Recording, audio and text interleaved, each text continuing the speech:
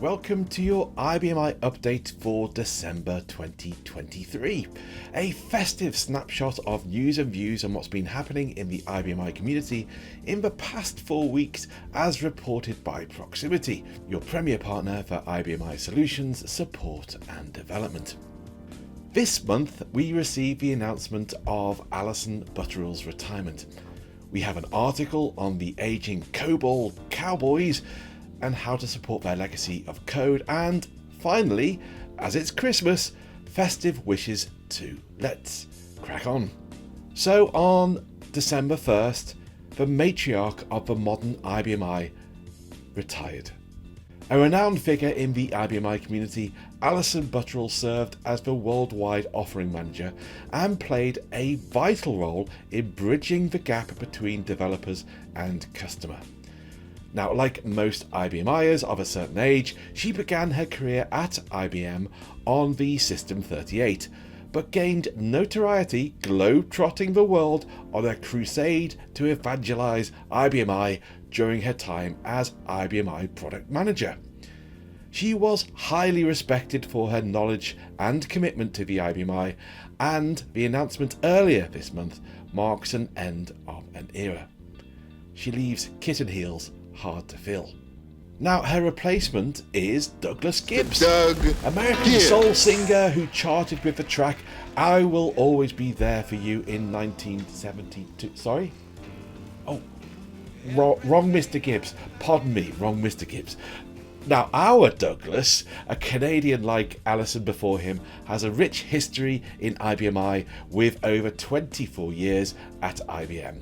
His last role was as Power I/O product manager, and before that he headed the Power Systems performance team.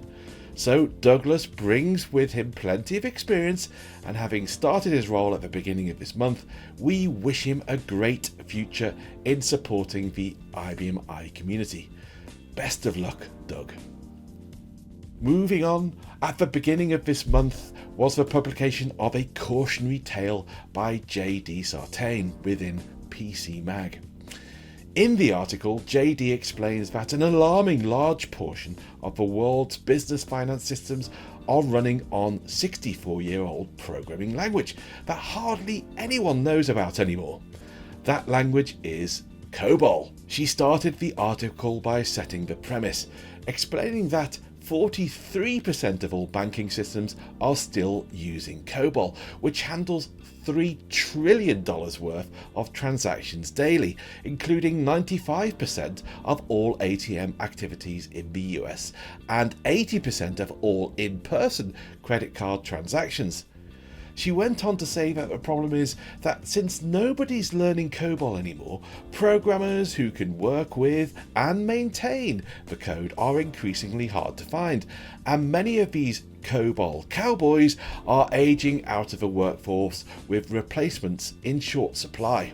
Indeed, looking outside the article, a study conducted by Lancer confirmed this, suggesting that nearly a quarter of active RPG and COBOL developers retired between 2017 and 2020 alone. Now, the article continues that as a result, there is a shortfall of application and programming skills in this arena. The answer? Well, JD suggests that it would be AI, or more specifically, IBM's very own Watson.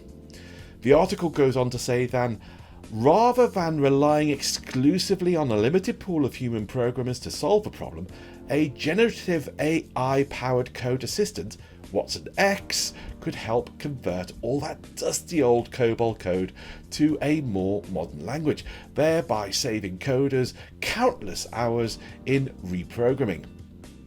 Okay, in principle, but could AI do this? Would it be useful? And how hard is it to learn COBOL anyway?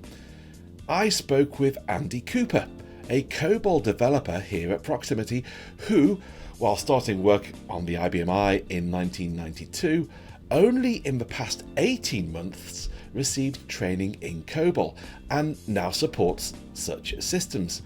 I started by asking Andy, how do you find your transition from RPG to COBOL? RPG to COBOL was actually very, very easy. I learnt more in the old style of RPG, so not the new ILE RPG that's all free form. And the COBOL stuff fitted into that really well. And do you believe that COBOL is still relevant in the modern IBM infrastructure? I'd have to say yes, it is. The programs written in it work. I know a lot of the programs that I'm currently supporting. Some of them have been running, since 2005 with no changes. So we're talking about a program that has not changed in 18 years. And do you feel that COBOL is easy to maintain and indeed modernize? Yes and no. It's if it was well written and commented, then yes, it's probably going to be very easy to transition across. But I think a lot of these programs were written by programmers that it's my program, I'm going to be looking at it, I know what it's doing, I don't need to put any comments in the program to tell you what it's doing. So I think it's one of the things that I'm finding with old programs that I look at, but it's the same in any language, that comments are a programmer's personal choice. What are your thoughts on AI to maintain COBOL or even transform COBOL to Java? I think it can assist. I don't think it can replace programmers in doing the job. You can look at the code and say, well, yeah, if I look at this particular line, it says move field A into field B. Well, no, that's fairly simple, and you can just translate that into whatever language you want. But then it's the other bits around it, and it's the conditioning around it, and it's the contradictory conditioning that you do find, because obviously programmers were written to work one way, and then somebody's come along and said, well, I want it to work slightly differently. Some of it you actually have to look at it and try and work out, is it still relevant? So you've got a lot of redundant code over the years, and it's working out, is it redundant, and who makes that decision? So do you think that robots and coders can work side by side? I think to some degree, yes, but a lot of it is going to depend on the complexity of your programs as well. A simple program that just takes data and puts it out onto a screen, no, that's fairly simple.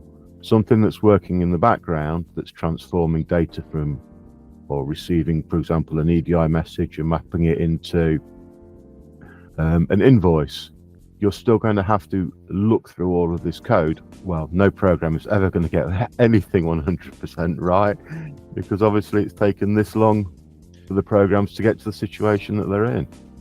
So for a company that's facing developer shortfall, perhaps this is due to retirement or a shrinking supply of developers, what would your advice be? I believe that there are two real choices. The first choice is taking on a trainee programmer, training them up yourselves. But obviously in this day and age, most programmers or most people are looking to learn skills that they believe are relevant. The other choice is looking at a third-party company that is willing to bring on its own staff and train them up, and can provide the expertise or the assistance to do these coding tasks. Thank you for your time, Andy. I do appreciate that. You're quite welcome. So, as Andy illustrated, AI may have some way to go before becoming that silver bullet that businesses are looking for to reduce risk. Indeed, the article continues that there's no such thing as a sure thing, and suggests that while Watson X can certainly support the development and ongoing maintenance of COBOL-based enterprises, the human touch is still very much needed.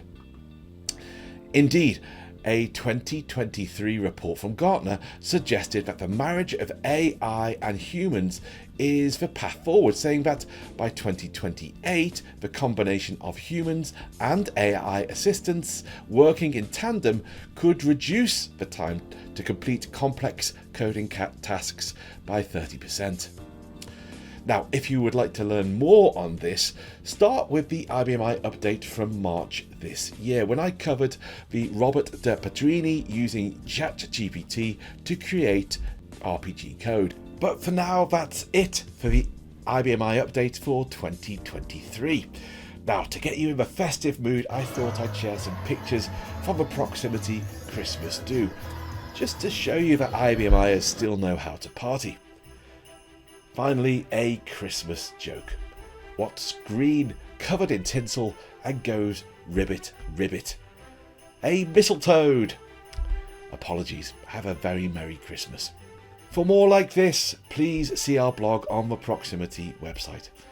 I'm Andrew Nicholson, we're Proximity, the IBM partners that are in your corner.